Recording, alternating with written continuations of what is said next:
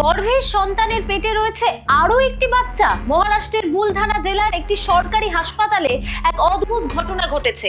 9 মাসের গর্ভবতী এক মহিলা যখন সোনোগ্রাফি করাতে যান তখন ডাক্তার দেখেন তার পেটে একটি শিশু রয়েছে। কিন্তু এখানেই শেষ নয়, সেই শিশুটির পেটেও রয়েছে আরো একটি শিশু। চিকিৎসকরা এই ঘটনাকে ফিটাস ইন ফেটো বলেছেন, অর্থাৎ এটি খুবই বিরল একটি ঘটনা যেখানে একটি শিশুর পেটে আরো একটি শিশু থাকে। বিশ্বে এখনো পর্যন্ত 200টি এমন ঘটনা ঘটেছে, যার মধ্যে 15 থেকে 20টি ভারতেই ঘটেছে। চিকিৎসকদের মতে এই অবস্থায় শিশুর ডেলিভারির পর অনেক ধরনের স্বাস্থ্য সমস্যা হতে পারে। ডাক্তাররা অনেক সাবধানে মায়ের অস্ত্রোপচার করেছেন এবং শিশুটিকে সুরক্ষিতভাবে বের করে এনেছেন, যেখানে তার পেটে শিশুটিকে অস্ত্রোপচারের মাধ্যমে বের করা হবে। এই ধরনের কোনো বিরল ঘটনা আপনি কখনো শুনেছেন? তা কমেন্টে জানাতে ভুলবেন না।